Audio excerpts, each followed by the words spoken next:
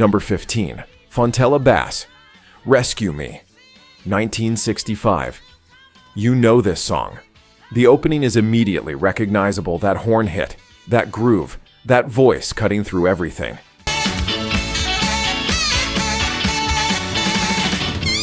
It has been in commercials, movies, television shows, and playlists for 60 years.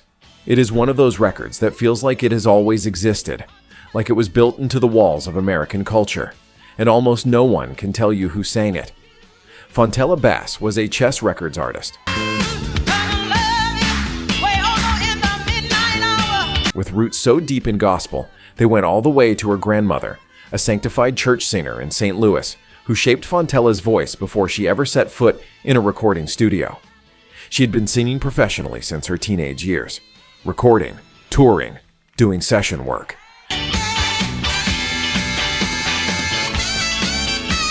She was not somebody who wandered into a studio and got lucky on her first try. Recovery charted the same year as Rescue Me. She was a working artist with a working career. But here is the chapter of her story that most people never hear. Years after Rescue Me became a standard after it had been licensed, repackaged, and played everywhere, American Express used the song in a major national television commercial. Without her permission, without compensation, without even the courtesy of a phone call. Fontella Bass had to sue to recover the rights to her own voice, her own legacy. A song she had sung into existence was being used to sell credit cards while she saw nothing. She won the case, but she should never have had to fight it in the first place. That is not a footnote. That is the story.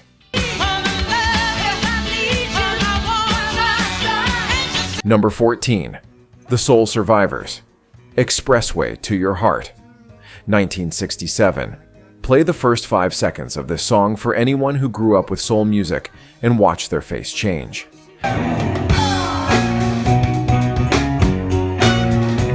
They know it immediately. The energy, the urgency, that driving rhythm. It is one of those records that puts you in a specific place and a specific time, the moment it starts. Ask them who recorded it. Watch the face change again, this time into a blank.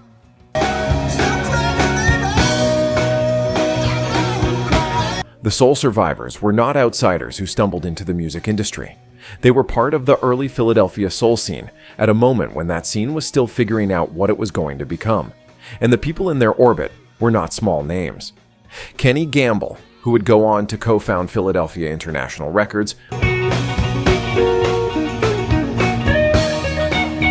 with Leon Huff, and fundamentally reshaped the sound of R&B for the entire decade that followed, was already connected to their world.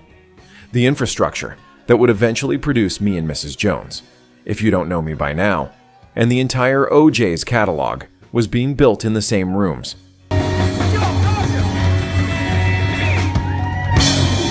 At the same time, by the same people who were working around the Soul Survivors. They followed Expressway with Explosion, In Your Soul. They were not finished. They were not a fluke. History simply accelerated past them, moved on to the next chapter, and forgot to look back. That is not their failure. That is ours.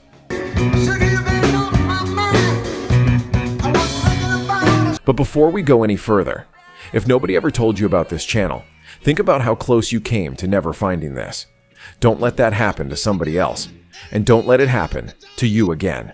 Hit subscribe right now, turn on notifications, because where we're going next in this story, you cannot afford to tap out. Alright, now back to it. Number 13, Clarence Carter, Patches, 1970. Patches is a record that demands your full attention. It is a storytelling record. A dying father calling his eldest son to his bedside and laying out the responsibilities he is leaving behind. Poverty, a struggling family, the weight of a life that did not go the way it was supposed to go. It is heavy, specific, and completely unforgettable.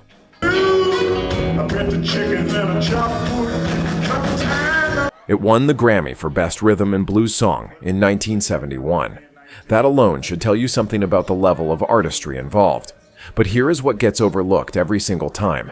Clarence Carter was not a newcomer who got lucky with a crossover record.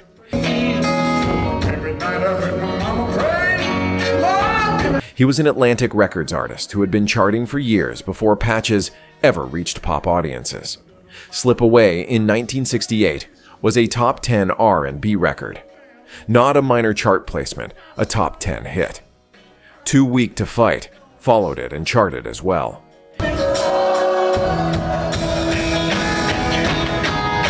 He was a consistent, working soul artist who had already built a reputation on the black radio circuit long before white pop audiences discovered him. What happened with Patches is a familiar story in this era. A black artist builds a career on the R&B charts for years.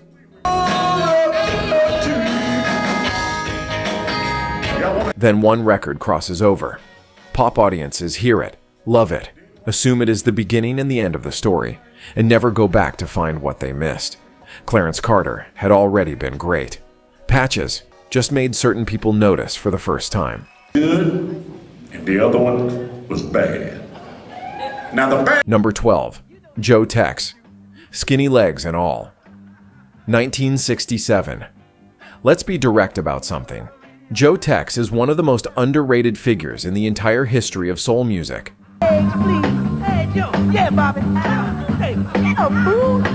Not underrated in a minor way. Underrated in a way that represents a genuine failure of how we tell the story of this era. And it is almost entirely because of how this one song gets treated. Skinny Legs and All is funny. It is a novelty record with a groove and a punchline. What? That's all right. You just walk on, mister. And it works completely on its own terms. But it became a trap. Because once the casual listener hears a funny song and laughs, they stop looking. They file the artist under one trick and move on. Joe Tex filed Hold What You've Got in 1965. A top 5 pop hit and a major R&B record that established him as a serious artist. A Sweet Woman Like You followed. Show Me followed that. And he was charting consistently. And then, in 1972, 5 full years after Skinny Legs, he came back with I Gotcha and went top 5 pop again. Not a nostalgia act, not a comeback story, just a working artist who had never actually stopped. He was also ahead of his time as a performer. The physicality, the showmanship, the direct audience engagement James Brown gets credited Got to get his suit out the cleaners, that's all. All right. with inventing that language on the live stage, and Brown deserves every word of that credit. But Joe Tex was doing a version of it in the same era and influencing artists who built entire careers on what he had already figured out. The legacy should be enormous. It is not. And this song is why. Sandy Roy, you got it. Number 11. The Astors. Candy. 1965. Here is a name that will stop even serious soul fans for a moment. And that pause, that brief moment of uncertainty, is exactly the point of this entry. The Astors were on Stax Records. In 1965, Stax Records was one of the most important labels in American music. The sound coming out of that studio on McLemore Avenue in Memphis was raw, live, emotionally direct, the opposite of the polished Motown assembly line sound, and just as powerful in its own way. But Stax in that era had Otis Redding. They had Sam and Dave. They had Booker T and the MGs anchoring everything as the house band. In that environment, with those names demanding attention, and promotional resources, a group like the Astors was never going to be the priority. Candy is a perfect piece of Memphis soul. Tight, direct, rhythmically precise, emotionally honest. It is everything the Stax sound stood for at its best.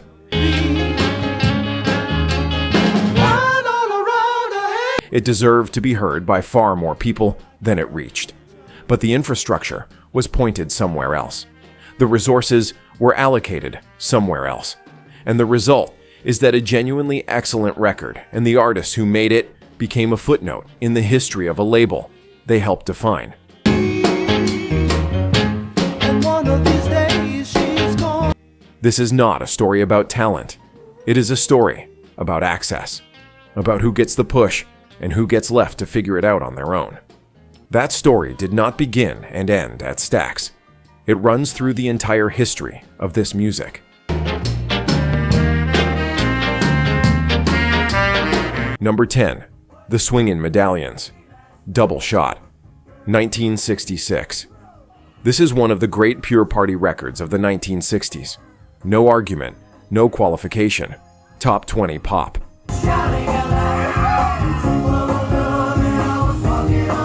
Irresistible from the first note to the last.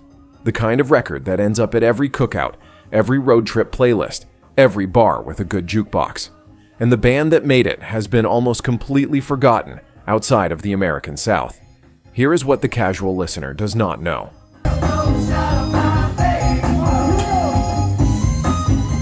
The Swingin' Medallions were not a studio act.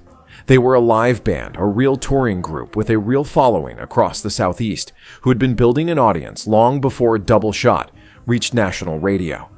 They continued recording after the hit. They continued performing. They did not disappear.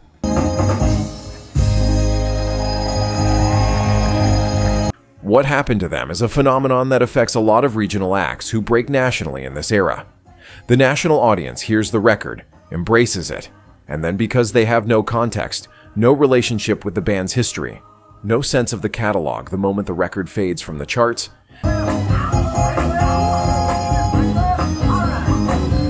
the artist effectively ceases to exist in the national conversation. Meanwhile, back in the South, the Swingin' Medallions are still on stage, still working, still drawing crowds from people who understood from the beginning that Double Shot was not the whole story. The national memory got it wrong. The regional audience knew exactly who they were.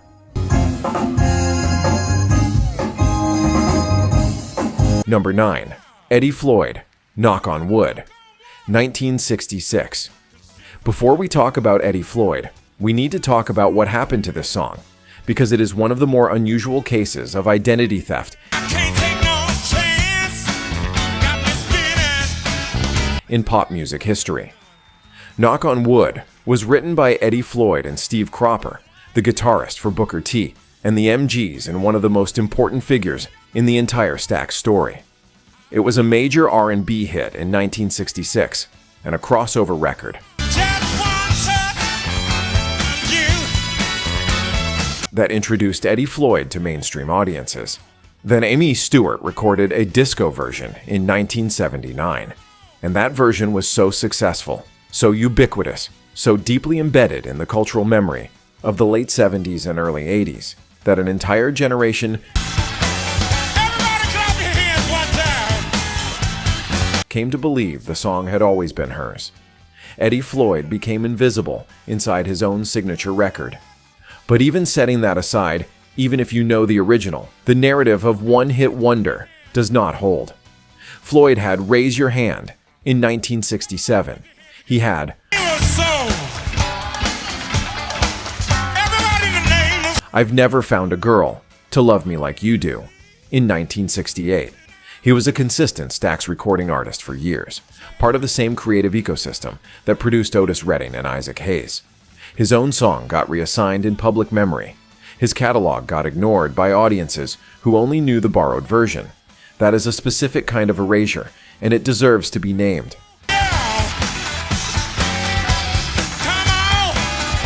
Number 8. Chairman of the Board. Patches. 1970. Yes, there are two songs called Patches from the same year. Both were hits. Both get forgotten.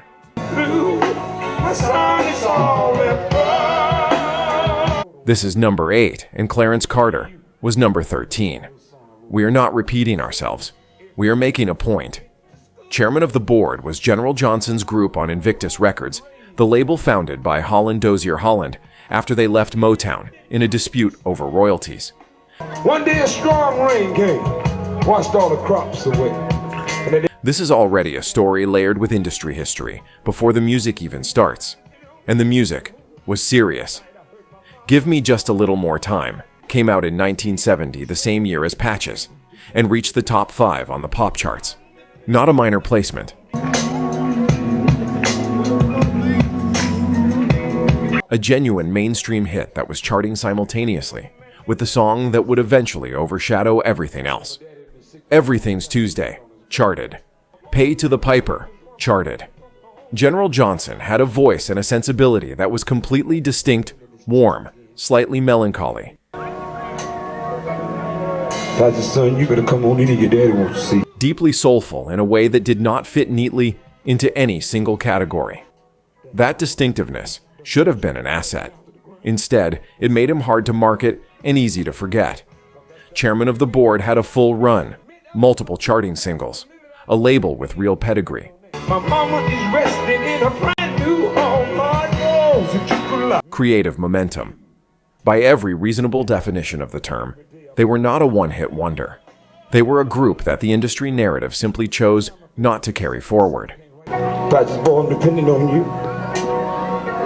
For God's sake. Number 7. Jerry Butler, Moody Woman, 1969. If you are going to make a case for the most underappreciated career in soul music history, Jerry Butler is a legitimate contender for the title.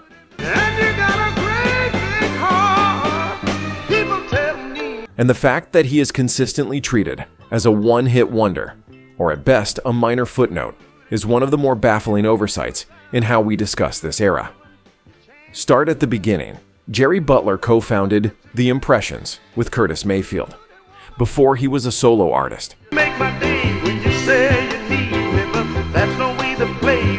Before any hit records under his own name, he was part of one of the most important groups in the history of soul music. That association alone should cement his place in the conversation. Then in 1960, he released He Will Break Your Heart as a solo artist. And look at me like I'm bugging you, honey. Oh. It went to number 1 on the pop charts, not the R&B charts, the pop charts. And Jerry Butler had a number 1 record before most of the artists on this list had even recorded their first single. Then came a difficult stretch, several years where the hits were not consistent, where the industry's attention moved elsewhere.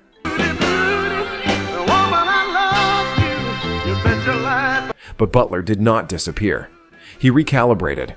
In the late 1960s, he began working with producers Kenny Gamble and Leon Huff in Philadelphia, the same partnership that would eventually define the sound of an entire decade. Never Give You Up, Hey Western Union Man,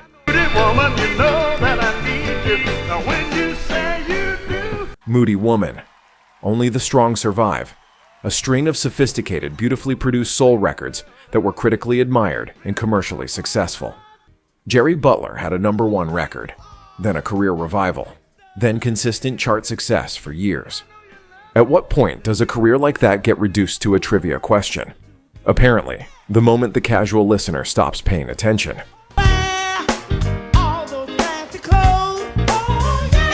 Number 6.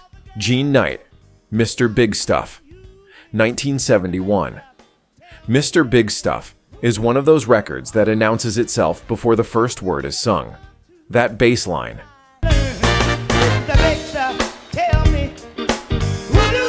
That groove. It reached number 2 on the pop charts and number 1 on the R&B charts, and it became one of the defining sounds of the early 1970s. Gene Knight is almost exclusively discussed in relation to this one record. Ask most people about her career, and they will tell you, she made one great song and disappeared. That story is incomplete. Knight continued recording through the 1970s. You Think You're Hot Stuff came out in the mid-70s and found an audience. And then in 1981, a full decade after Mr. Big Stuff.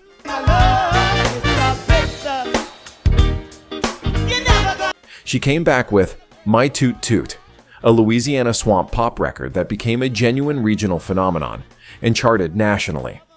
That is not the career trajectory of a one-hit wonder. That is the career trajectory of an artist who never stopped working. I know you broke their heart. and whose work kept finding audiences, just not the audiences with the longest memories or the loudest platforms. There is also a business dimension to Jean Knight's story that deserves attention. Like many artists of her era, the financial rewards of her biggest success did not match the commercial impact. Mr. Big Stuff generated enormous revenue. The artist who made it saw a fraction of what she was owed. That pattern-talented black artist, massive hit record, inadequate compensation is not a footnote to the history of soul music. In many ways, it is the history of soul music. And Jean Knight lived it. Number 5. The Stylistics. Betcha by Golly Wow. 1972. Number 5. Betcha by Golly Wow by the Stylistics. 1972.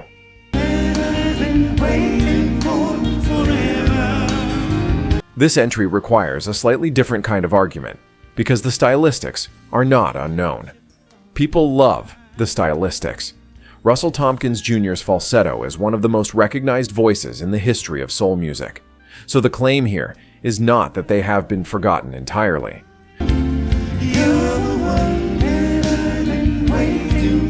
The claim is that casual listeners have fundamentally underestimated the scope of what they accomplished. Ask the average person about the Stylistics, and they will name one, maybe two songs. Betcha by Golly Wow is almost always one of them. You Make Me Feel Brand New is sometimes the other.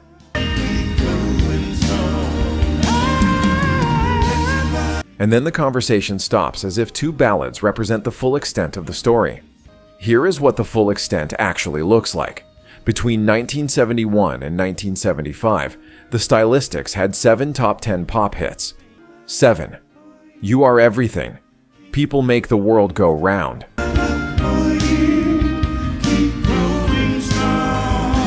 I'm Stone in Love with You. Break Up to Make Up. You'll Never Get to Heaven. The list does not stop at the 2 songs most people know. Tom Bell produced the majority of that run, and what he built with the Stylistics in those years is some of the most sophisticated pop soul production in the history of the form.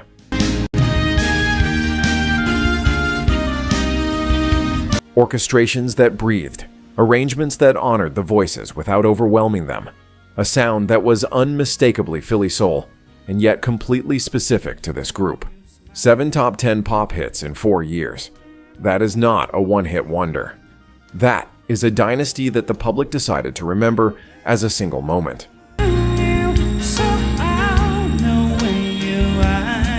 Number 4. Lonnie Liston Smith. Expansions. 1975. Number 4. Expansions by Lonnie Liston Smith. 1975.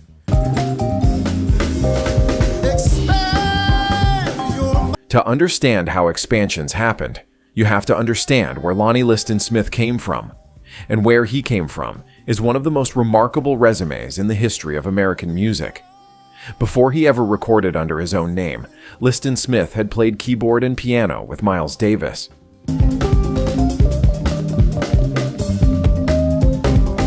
With Pharoah Sanders, the saxophonist, whose work with John Coltrane was pushing the outer boundaries of what jazz could be. With Galt McDermott, the composer behind Hair.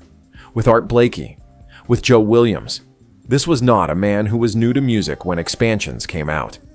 He was a deeply experienced musician who had spent years operating at the highest levels of jazz and soul before releasing his debut as a bandleader. Expansions itself is a landmark record, a jazz-funk piece built on space and repetition, and a specific kind of meditative energy that was ahead of its time.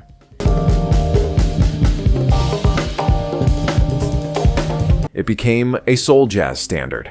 It became a club record, and eventually, it became one of the most sampled pieces of music of the late 20th century, showing up in hip-hop productions for decades, introducing the melody and the feel to generations who had no idea where it originated.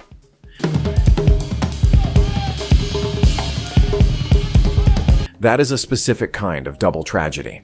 First, the artist gets reduced to one song. Then the one song gets attributed to the people who sampled it, Lonnie Liston Smith has been a name in music since the 1960s. For too many listeners, he only became a name the day they learned their favorite sample had an original source.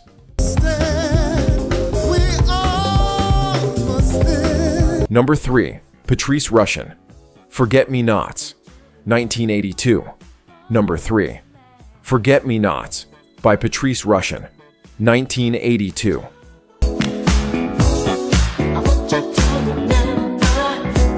The Patrice Rushen story is the case study for everything this video is about.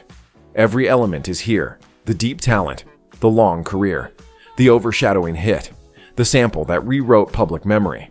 If you wanted to build a perfect example of how an artist gets reduced, you would build Patrice Rushen.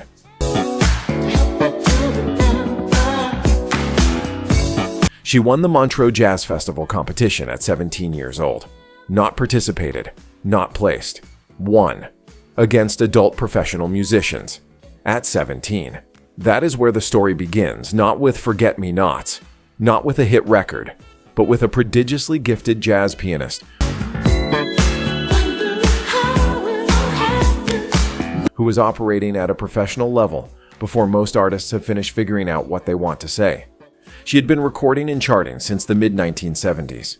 Hang It Up, Haven't You Heard, Settle for My Love. These were not underground records known only to serious collectors.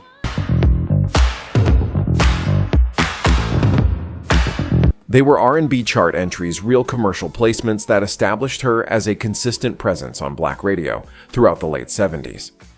Forget-Me-Nots came out in 1982 and was a genuine pop and R&B crossover. A great record on its own terms, warm, rhythmically propulsive, with a bass line that became instantly iconic. Then Will Smith sampled it for Men in Black in 1997, and an entirely new generation heard that bass line and thought it was a Will Smith production. They had no idea. They could not have known.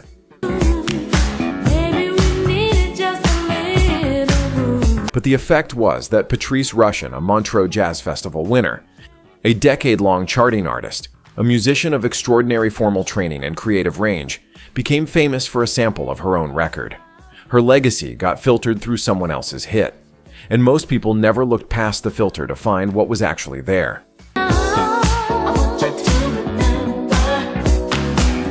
Number 2. The Chi-Lites, Have You Seen Her, 1971. Number 2. Have You Seen Her by the Chi-Lites, 1971.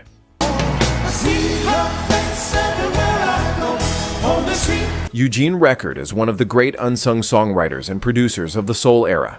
The Chi-Lites are one of the great unsung groups, and the fact that casual music listeners treat them as a one-hit wonder is one of the more glaring blind spots in how this era gets remembered. Have You Seen Her? But for me, it's just another day. Is the song most people know, a spoken word intro, a melancholy groove, a narrative about loss and longing that was deeply resonant with audiences when it came out and has held up in every decade since. But the same year, Have You Seen Her was on the charts. The Chi-Lites also had Oh Girl, a number 1 pop record, soft, understated, and Eugene Record's falsetto over an acoustic guitar and strings arrangement minimal in the most precise and intentional way. Number 1, pop charts, 1972. As another day comes to an end. That is 2 massive records within a single stretch of months, and it did not stop there. A Letter to Myself, The Coldest Days of My Life, Stoned Out of My Mind, I Found Sunshine. The Chi-Lites were a consistent charting group on Brunswick Records for years.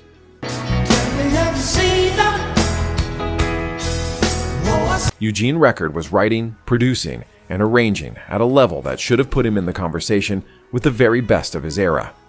Instead, the group gets remembered for 1 song, or at best 2 songs, by people who did a little extra homework. The rest of the catalog sits there, patient, waiting for the listeners who are willing to go past the first answer and find out what else was there. Don't gather around me, yeah. Well, they seem to know my name. Number 1, The Delphonics, Didn't I Blow Your Mind This Time? 1970. Number 1. Didn't I Blow Your Mind This Time? By the Delphonics. 1970.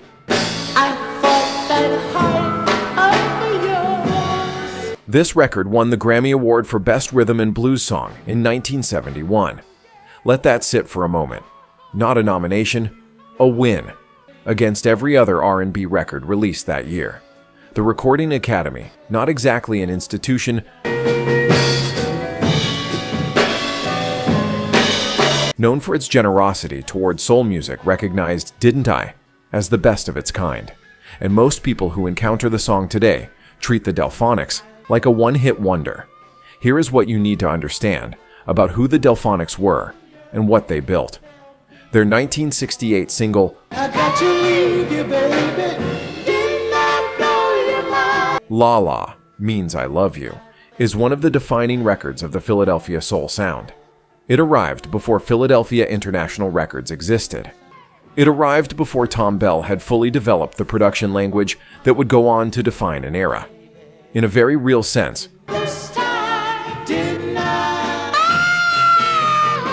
La La was the record that proved the language was possible. Tom Bell built his entire identity as a producer. The orchestrations, the arrangements, the specific way strings and voices interact in Philadelphia soul on the foundation he developed working with the Delphonics. Harold Melvin and the Blue Notes came after. The Stylistics came after. The OJs came after. Everything that defined the sound of the 1970s in Philadelphia, soul traces a direct line back to what Bell figured out in those early sessions with William Hart and this group. Ready or not, here I come.